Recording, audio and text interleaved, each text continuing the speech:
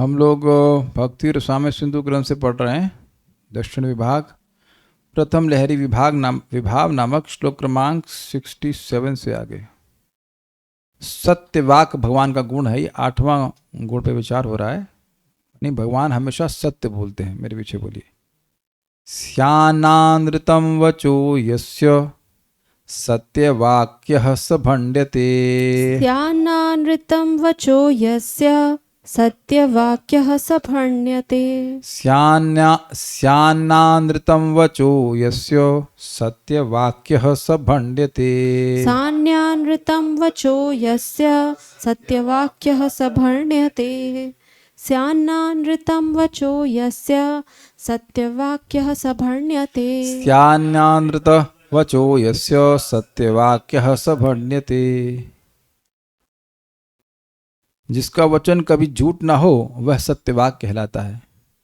यस्य वचः, जिनका वचन न अनृतम, अनृतम मतलब असत्य और न अनृतम मतलब असत्य नहीं होता, सह यानी वे सत्यवाक भण्डते, सत्यवाक कहलाते हैं। जैसे कई बार लोग बोलते हैं इतने बजे तक आ जाएंगे, फिर सॉरी लेट हो गए, और झूठ भी बोल देते हैं। नहीं ट्रैफिक जाम होगा तब भी बोल देते हैं। दुनिया में चलता है बहुत, स्पेशली कलयुग में तो झूठ अधिक चलता है।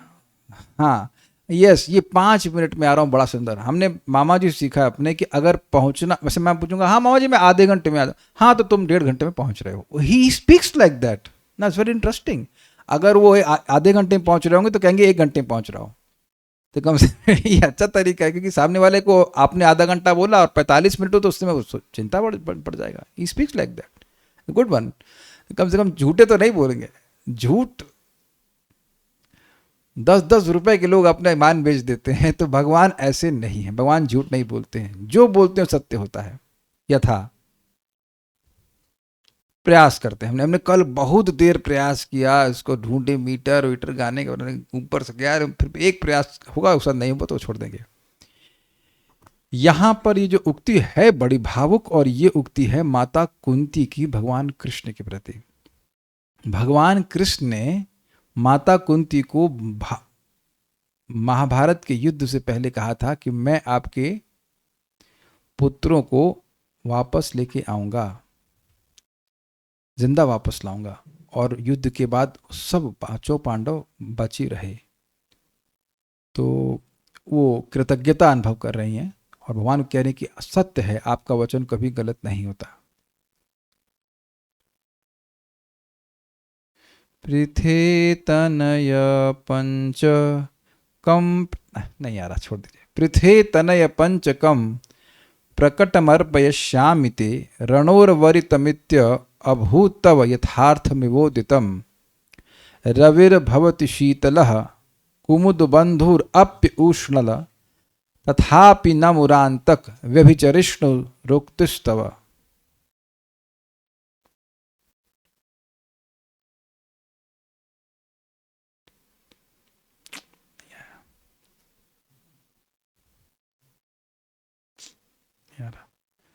ऐसा लग रहा था कि बस वही वाला जैसे एग्जाम में होते हैं, आगे आगे आ गया, फिर नहीं आया, आगे आ गया ऐसे करके।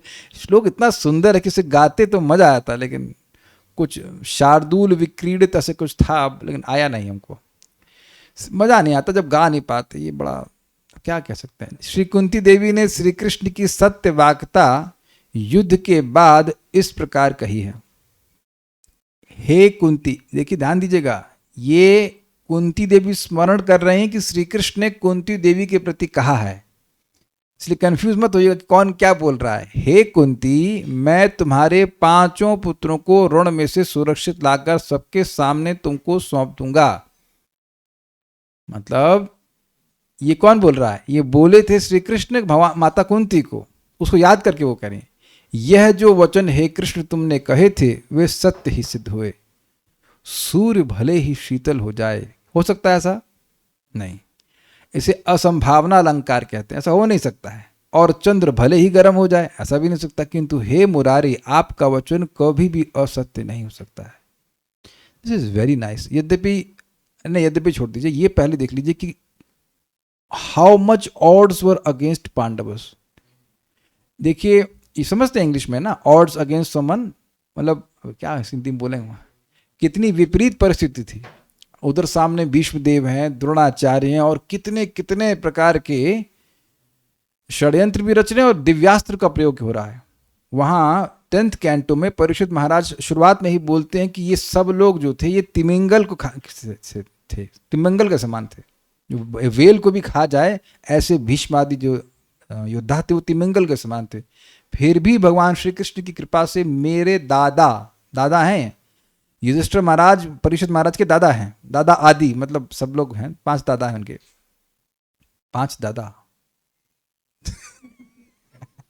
5 ग्रैंडफादर, 1 पर्सन 5 ग्रैंडफादर, यानी स्ट्रेंज बट यस। तो वह उनकी कृपा से पार कर गए।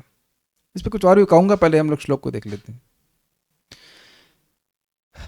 दूर दूर तक किसी शहर में कोई व्यक्ति नहीं है जो इसे गा सके। पूरे भारत के लोग यहाँ पे आए, कैसे हैं आप? एक भी व्यक्ति नहीं गा सकता। पौंडीचेरी से भी आए हुए, भारत के बाहर से भी लेकिन कोई नहीं गा पा रहा इसको। हमने एआई को बोला, अरे गा के बताओ, कहते नहीं गा सकता। मैंने कहा तो फायदा क्या, तुम बता दे रहे हो ये मीटर है वो मीटर, गा के बताओ यार, तो तुम्हारी कुछ। हमारी भगवान से प्रार्थना थी कि एआई को यह भी मालूम चल जाए कि कैसे इसको गाया जाता है, काश सुविधा आ जाए तो अच्छा रहे। चलिए कोई बात नहीं। पृथे हे कुंती ते तनय पंचकम, तुम्हारे 5 पुत्रों को रण यानी युद्ध से उर्वरितम बचाकर। अभी तक मैं ये समझ नहीं पाया कि उर्वरितम का मतलब बचाकर कैसे होता है। उर्वर का मतलब होता है उपजाऊ उनको नहीं पता है क्या इसका मतलब है। युद्ध से उर्वरितम बचाकर प्रकटम अर्पयिष्यामि, प्रकट रूप से मत अर्पित करूंगा का मतलब है कि सब लोग देखेंगे कि जैसे लेके गया था तुम्हारे 5 पुत्रों को वैसे ही वापस करूंगा। होता ना, आपसे मेरे को सामान लिया है तो टूटी हुई अवस्था में वापस करते हैं। कभी कभी होता है ना, किसी की बोतल ली वो टूट के तोड़ के वापस करे। नहीं, दुनिया देखेगी कि जैसा साबुत लेके गया था उसी कंडीशन में लेके आया। ये नहीं कि अर्जुन की हड्डी टूटी हुई है प्लास्टर बंधवा करके आ रहे हैं, या किसी का कान बाहर आ गया। अब सोचो युद्ध के बाद किसी की आंख बाहर चली जाए तो कितना बड़ा नुकसान हो जाएगा। हो जाता है, ऐसा हो जाता है। भारत की सेना में लोग ऐसा हो जाता है कि मरे नहीं लेकिन हड्डी टूट गई। किसी की गोली जो है, मैं सुन देख रहा था, तो गोली जो है एक उनकी रीढ़ की हड्डी में आज भी फंसी हुई है। ऐसी स्थिति में नहीं कि पूरा जिंदगी वो कष्ट भोगते रहे। लेके आ गए 5 लड़के, लूले हो गए लंगड़े हो गए, तो ऐसे लड़कों का क्या करेंगे? तो बिल्कुल बचा कर भगवान लेके आए। ये भगवान का सामर्थ्य। ईशस्य ही वशे लोको योषा दारू मई था। उस युद्ध का एक एक पॉइंट, एक एक चीज भगवान के कंट्रोल में। ये बहुत बात आप मेरे ख्याल से बुद्धिमान लोग अपने पे भी मैप कर ले रहे हैं कि जो भगवान के शरणागत हैं उनकी रक्षा भगवान करते हैं। वो उनकी रक्षा कैसे की जानी चाहिए वो उनके दिमाग में ऑलरेडी प्लानिंग है, और उनके पास सामर्थ्य भी, सब कुछ कर लेंगे। हमारा काम है कि वो जो काम नहीं कर सकते वो हम करें, मतलब भजन भजन तो हमें करना है ना, उसकी चिंता करनी चाहिए। बहुत अच्छा। इति तब उदितम, ऐसा आपका कहा हुआ वचन। उदित मतलब जो प्रकट होता है। आप वचन किसी के मुख से प्रकट होता है तो कहे आपने जो कहा था यथार्थेव अभूत, यथार्थ सिद्ध हुआ। मुरांतक, हे मुर नामक दैत्य को मारने वाले श्री कृष्ण। रवि शीतल भवती, सूर्य भले ही शीतल हो जाए। कुमुद बंधु, कुमुद बोले तो देखिए लोटस जो है, कमल वो दिन में उगता है सूर्य के प्रभाव से, और कुमुद ये लोटस की बहन है, इसे लिली कहते हैं। तो लिली कब खिली? जब चंद्रमा उदित हुआ। चंद्रमा के प्रभाव से लिली खिलती है, तो इसलिए चंद्रमा को कुमुद का बंधु कहा जाता है। इसलिए चंद्रमा भी उष्णल, गर्म हो जाए। तथापि तब उक्ति, तो भी आपकी वाणी व्यभिचरिष्णु, व्यभिचार समझते हैं? व्यभिचर्य मतलब अलग हो जाना, अपने पथ से हट जाना, कभी भी असत्य होने वाली नहीं है। तो क्या भगवान ने केवल माता कुंती को ही वचन दिए हैं? और कहां वचन दिए हैं? अरे भागवत में मत जाइए, अभी गीता में कहां वचन बोले हैं? मन मना भव मद भक्तो मदयाजी माम नमस्कुरु मामे वैश सत्यम सत्यम ते प्रतिजाने प्रियोसि में। मैं सत्य कह रहा हूं कि मेरा स्मरण करो, मेरे भक्त बनो, मेरी पूजा करो और मुझको प्रणाम करो। तुम सत्य बोल रहा हूं, मेरे पास वापस आ जाओगे। यहां सत्य बोल रहे हैं।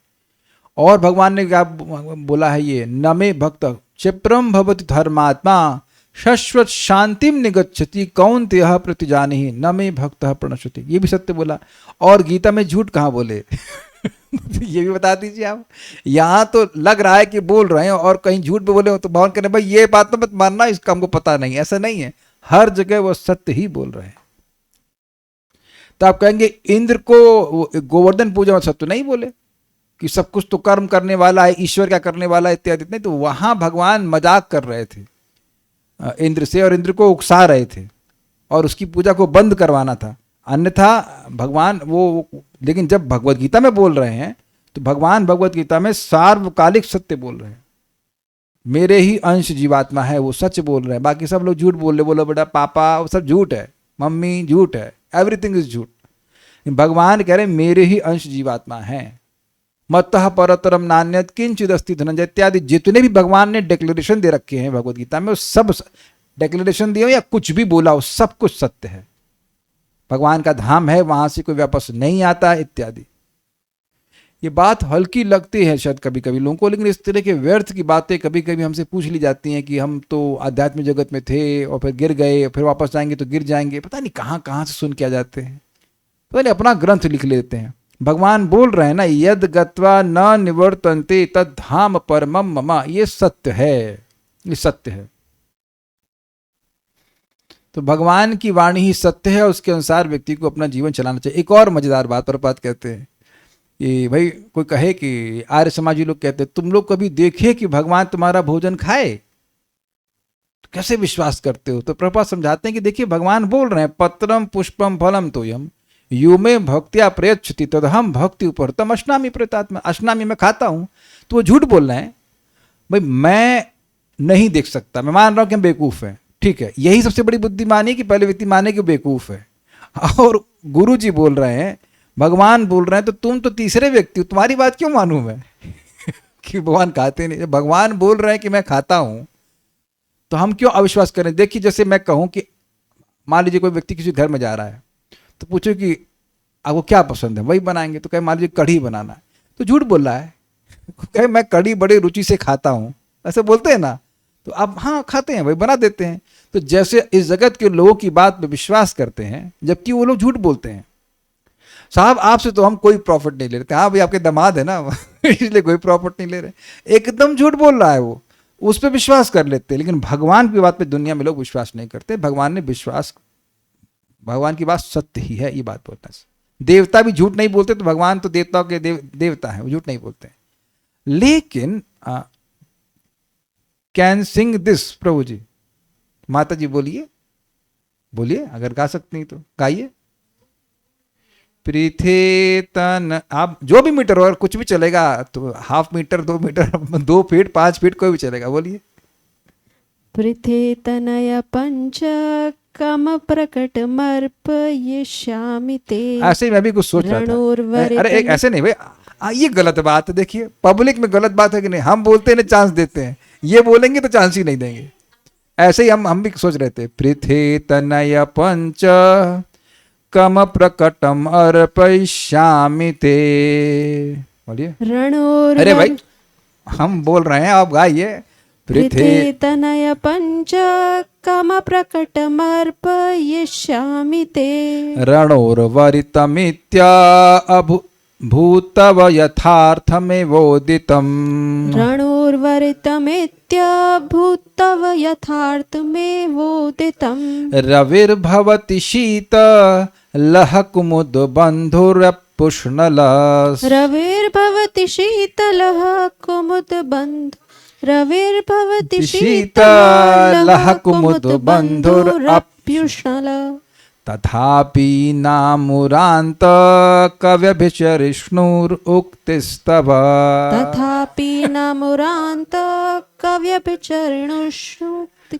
पास नहीं होंगे, 5% नंबर भी नहीं मिलेगा। हम भी सोच रहे थे लेकिन वो है नहीं है। चलिए आगे बढ़ते हैं।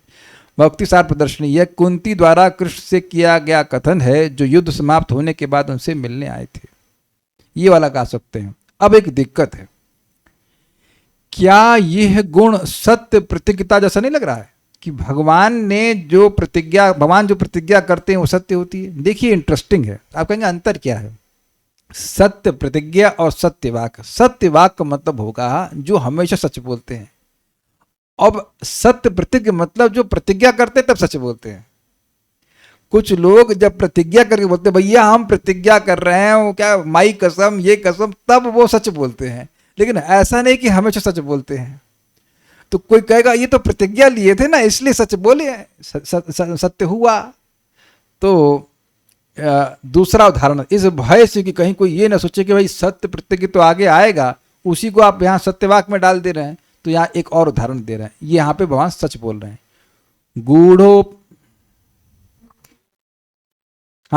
गूढ़ोऽपि वेषेण महीसुरस्य हरिर्यथार्थं मगधेन्द्रमूचे।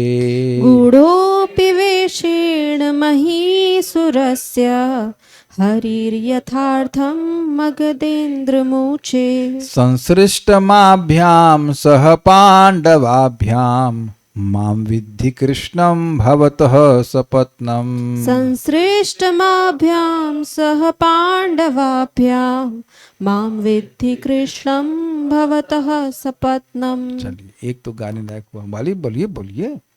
गूढ़ोऽपि वेषेण महीसुरस्य हरिर्यथार्थं मगधेन्द्रमूचे। गूढ़ोऽपि वेषेण महीसुरस्य हरिर्यथार्थं मगधेन्द्रमूचे। संश्रेष्टमाभ्यां सह पाण्डवाभ्यां मां विद्धि कृष्णं भवतः सपत्नम्। संसृष्टमाभ्यां सह पांडवाभ्यां मां विद्धि कृष्णं भवतः सपत्नम्। इससे पहले श्लोक में आगे जाऊं, मैं उसी श्लोक पे फिर से विचार कर रहा हूं। अपि चेत सुदुराचारो भजति माम अनन्य भाग साधुरेव सम्मन्तव्य सम्यक व्यवस्थितो हि सः क्षिप्रम भवति धर्मात्मा शाश्वत शांतिम निगच्छति कौन्तेह प्रतिजानहि न मे भक्त प्रणश्यति। देखिए इन दोनों को जोड़ देंगे ना तो बड़ा प्रेरणा मिलती है।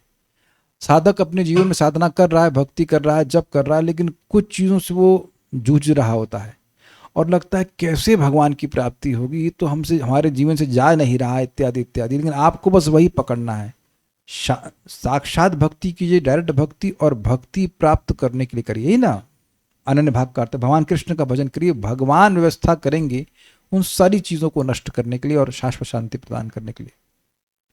एक श्लोक भी हम लोग सुन चुके हैं, प्रतिज्ञा तब गोविंद न मे भक्त प्रणश्यति। इसको चिंतन करते प्राणम धारयामि हम, इसको बार बार स्मरण करके करके मैं अपने प्राण को धारण कर रहा हूं कि आपके भक्त का कभी नाश नहीं होता। बहुत सारी बातें हैं जो हमारे रेंज के बिल्कुल बाहर हैं। जैसे भगवान छठे अध्याय में बोले हैं कि जो योग से भ्रष्ट भी हो गया है वो योग के महात्म्य से आगे जन्म लेगा, वो कर्म के अनुसार जन्म नहीं लेगा। शुचि नाम श्रीमताम की है योग भ्रष्टो विजायते, ये सब भगवान सत्य बोले। 2.12 में जो बोल रहे हैं, ना त्वा हम जातु नातम नाशम न त्वम नैमे जनाधिपः न चैव न भविष्यामा सर्वे वयमतः परम, ये सब सत्य बोल रहे हैं। और इस सत्य से हमारे जीवन की धारा चेंज हो जाती है, क्योंकि हमको बहुत प्रकाश प्राप्त होता है कि हम हैं कौन, है कि नहीं। अब यहां पर भगवान क्या कह रहे हैं देखते हैं।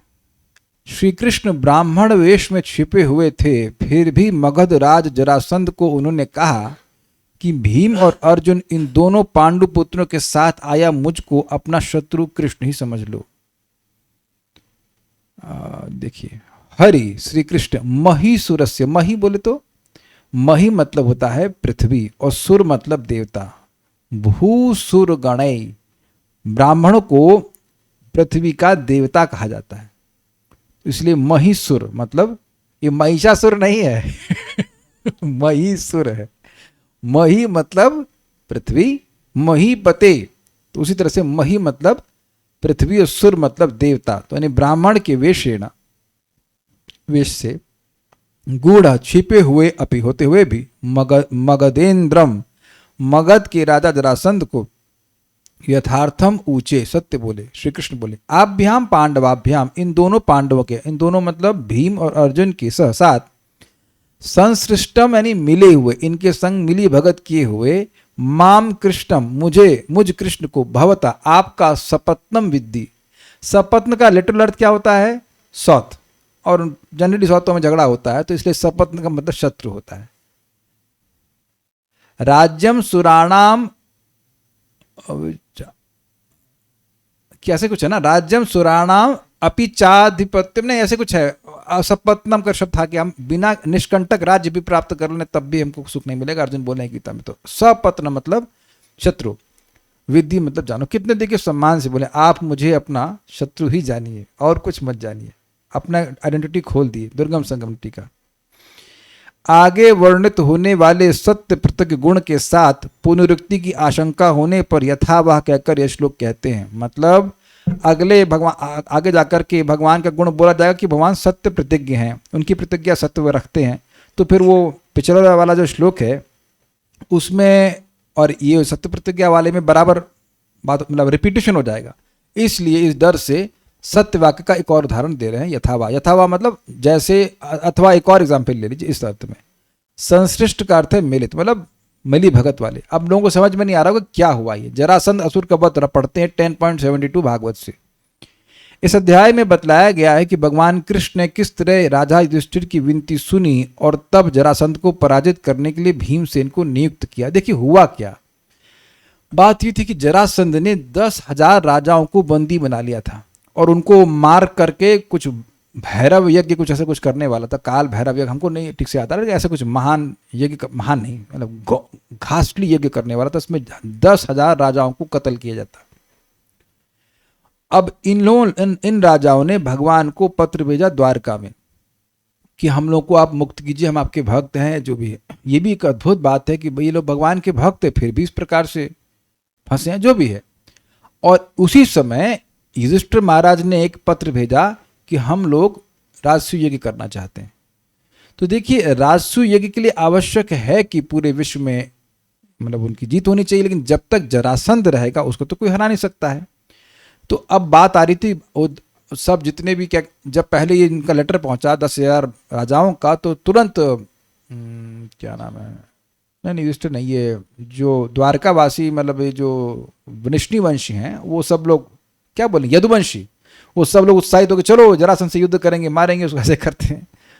तो भगवान के उद्धव, भगवान कुछ बोले नहीं, उद्धव जी को बोले कि आप बताइए। तो उन्होंने कहा देखिए जरासंध जब अपनी सेना के संग होगा तो उससे युद्ध करना कठिन होगा, अच्छा होगा कि उसको अकेले में मारा जाए।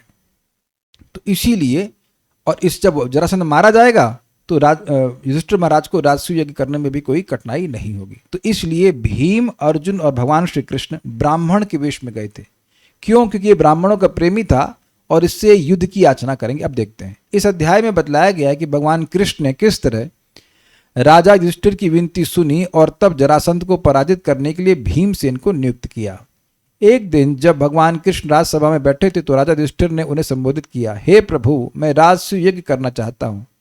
जिनकी रुचि आपकी भक्ति में नहीं है वे आपके भक्तों की श्रेष्ठता तथा अभक्तों की निकृष्टता का स्वयं अवलोकन इस यज्ञ में कर सकेंगे। मतलब वह देख सकेंगे कि देखिए आपके भक्त युधिष्ठिर हैं और तो उससे कितना उनको वैभव प्राप्त हुआ है। नहीं तो लोग हल्ला करते रहते हैं कि भगवान के भक्त तो भिखारी हैं इत्यादि। ऐसा नहीं होता है।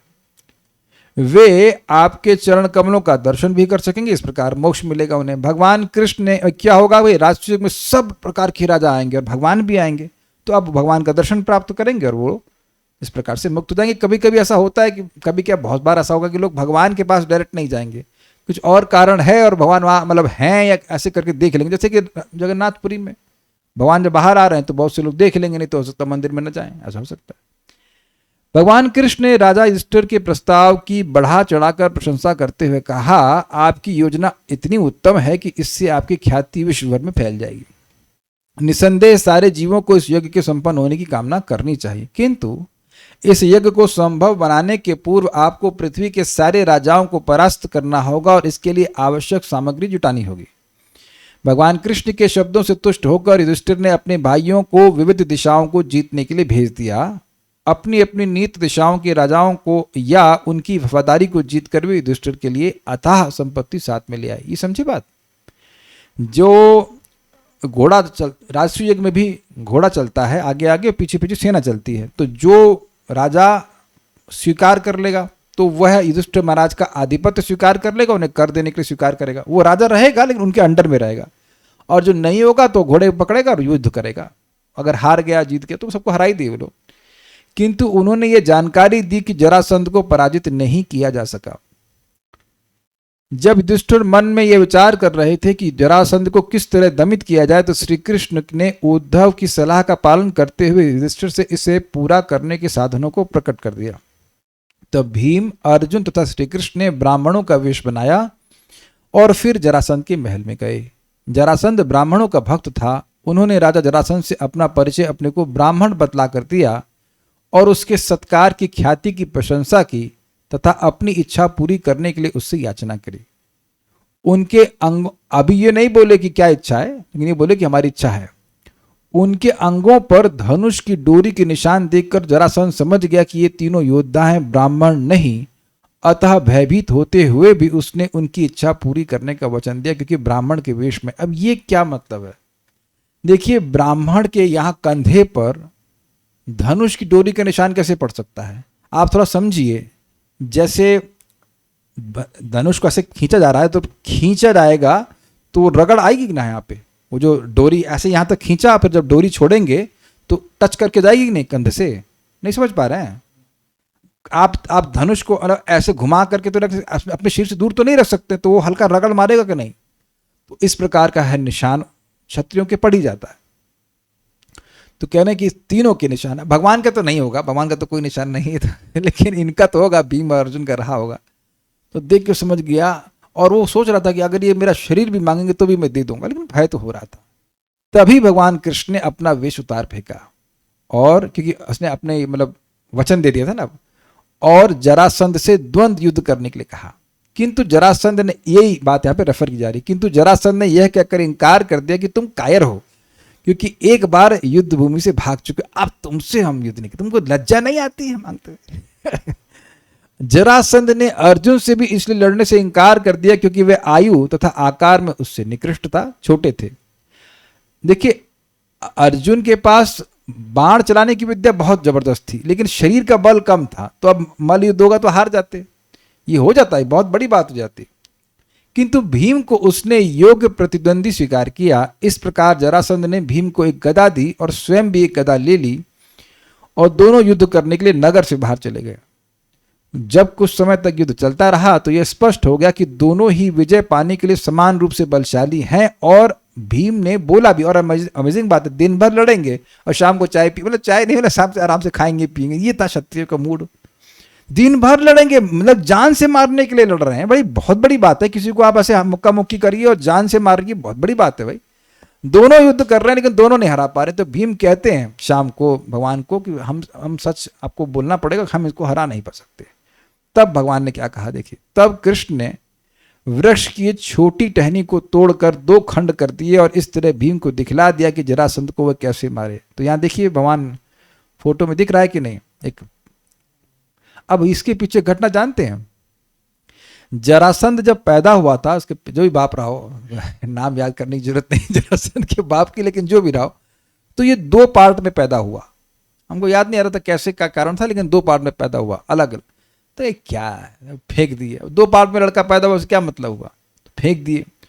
तो एक राक्षसी थी जंगल में, उसको वो उसे मांस वास खाने के चक्कर में रहती हैं राक्षसी, तो उसको लगा अरे बड़ा सॉफ्ट मांस है, बच्चे का खाऊंगी।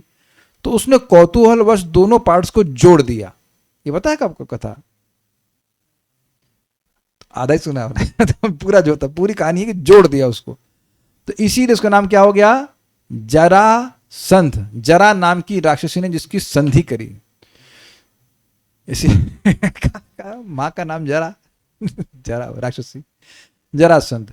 तो अब वो बहुत शक्तिशाली हुआ, तो उसको मारने का तरीका ये था कि उसको फाड़ दिया जाए, अलग कर दिया जाए। और उस पर भी एक और मजेदार बात थी कि अगर पास में रखते तो फिर चिपक जाता।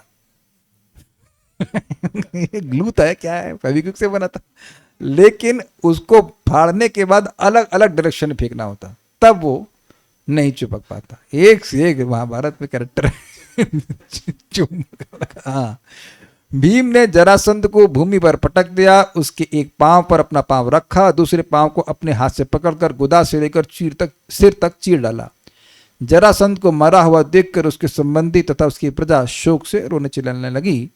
तब भगवान कृष्ण ने जरासंध के पुत्र को मगध का राजा नियुक्त किया। रजीम चेंज कर दी उन्होंने अब अपनी फेवरेबल रजीम डाल दी और उन राजाओं को मुक्त किया जिन्हें जरासंध ने बंदी बना रखा था। ये तो सब बहुत शॉर्ट में 10th कैंटो में डिटेल में डिस्कस करेंगे। तो इसी प्रकरण में भगवान ने कहा कि मैं ब्राह्मण हूं, आपका मित्र हूं, सॉरी आपका शत्रु हूं।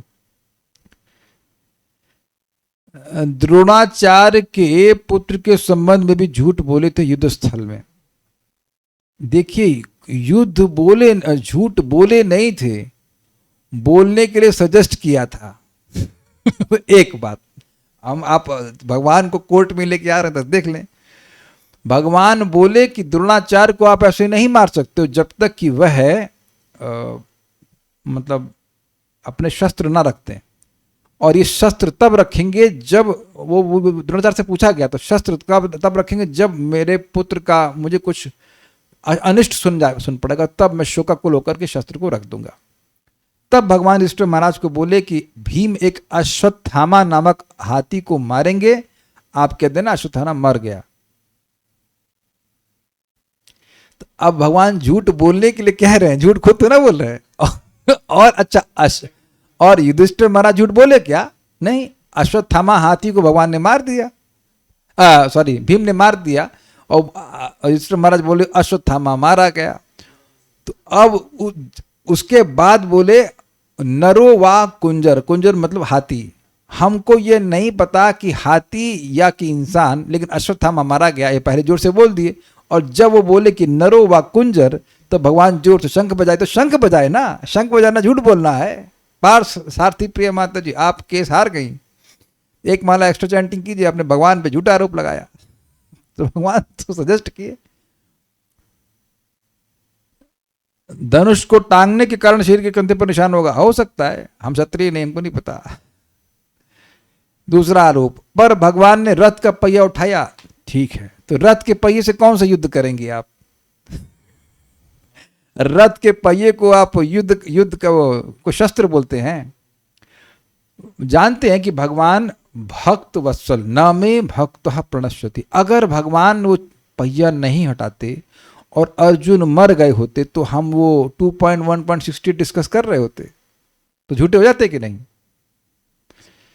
तो भगवान ने अपनी प्रतिज्ञा सो कॉल्ड वे में तोड़ी, ये सूचित करने के लिए कि भगवान भक्त वत्सल के रूप में जाने जाना चाहते हैं।